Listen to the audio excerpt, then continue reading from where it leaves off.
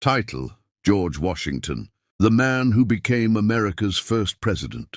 He was the man who refused to be king, yet became the symbol of freedom for a new nation. Before there was a United States of America, there was just an idea.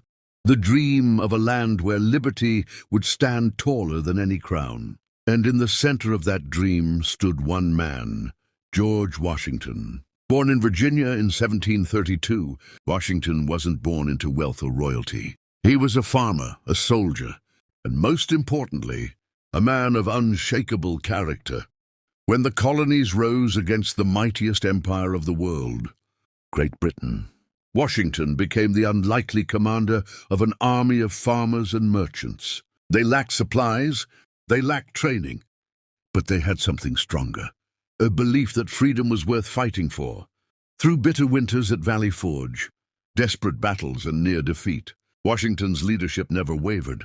When the revolution ended, he could have seized absolute power. The people wanted him to be king, but he refused. Instead, he chose democracy. That decision changed history forever. In 1789, Washington became the first president of the United States, setting examples that future leaders would follow.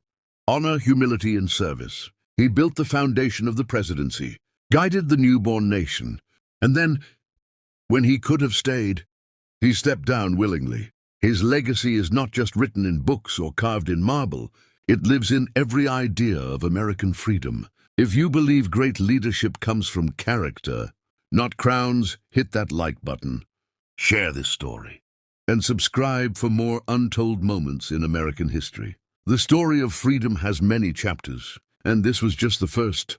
Early life and background. George Washington's story begins long before the Revolution, before the fame, before the title. Father of his country. It began on February 22, 1732, in Westmoreland County, Virginia, where he was born into a modest family of landowners. His father, Augustine Washington, was a respected planter, and his mother, Mary Ball Washington, was known for her strict discipline and strong moral values.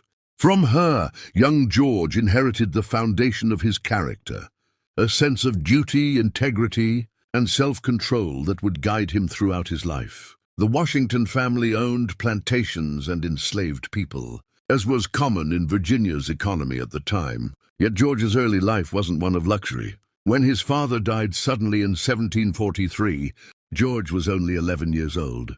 The loss changed everything. He could not afford the elite education in England that his older